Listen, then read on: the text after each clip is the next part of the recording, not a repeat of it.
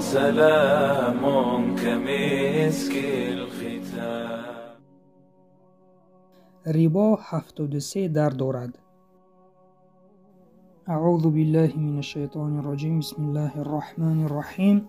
الحمد لله والصلاة والسلام على نبینا محمد مصطفى. السلام علیکم و رحمت الله و برکاته.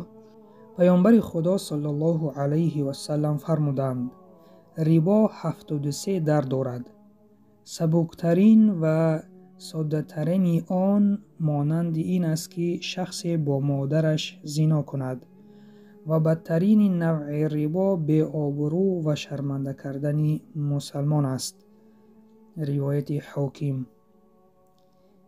دوستان، یعنی گناه ریبا به 73 نوع گناه برابر است.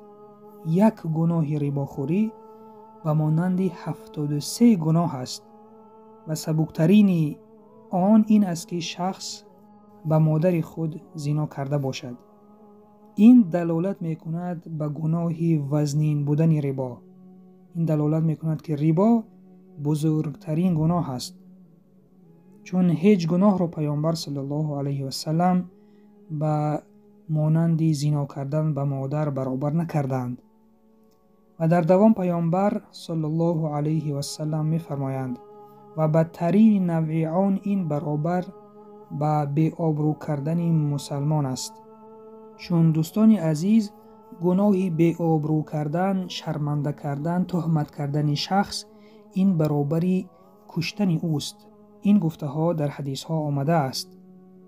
به این سبب پیامبر صلی الله علیه و سلم گفتند که و بدترین نوع ریبا این به مانند بی آبرو کردن دیگران است، چون بی آبرو کردن و کشتن شخص در گناه برابر هستند.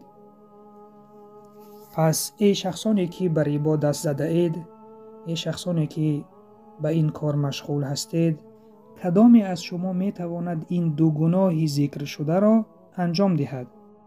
ما درباره 71 گناه دیگرش حاضر سخن نکردیم، چون گفتیم که ریبا به 73 گناه برابر است و تنها در این حدیث دو گناه آمده است.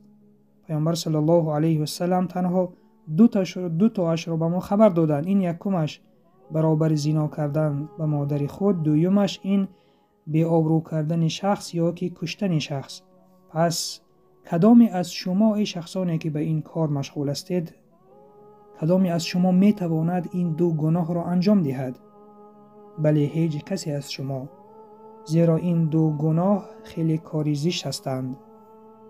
پس چه طور شما می توانید ریبا خورید که ریبا بدتر از این دو گناه است و بدتر از 73 نوع گناه است.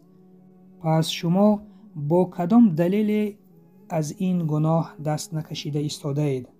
یا که شما این سخنان پیامبر را درست نمی حسابید، یا که شما آن آیت قرآنی که در درس های پیشی خوانده ایم آنها را درست نمی شمارید؟ چون اگر شما مسلمان و مؤمن حقیقی باشید، باید به این آیت ها و به این حدیث گوش دهید، گوش دل، چون تا دلتان این را بفهمد و از این گناه دست کشید و این را بدانید که رازق و رزق دهنده خداوند است. اگر شما تقوا کردید، با ترسی از خدا از این گناه دست کشید، بدانید که خداوند از دیگر راه به شما رزق می دهد. خداوند درهای رزق را به شما می کشاید. و این سبب توکل به الله کنید، از این گناهی که کرده ایستاده اید دست کشید. انشاءالله خداوند از جای دیگر به شما رزق حلال می دهد. پس در آخر دعا کنیم که خداوند آن برادرانی که به این کار مشغول هستند از این گناه توبه کردن و بازگشتن به سوی خودش به آنها آسانی گرداند و رزق حلال و پاکیزه را به آنها نصیب گرداند. آمین یا رب العالمین. سبحانك اللهم و بحمدك نشهد ان لا اله الا انت نستغفرك و نتوب الیک.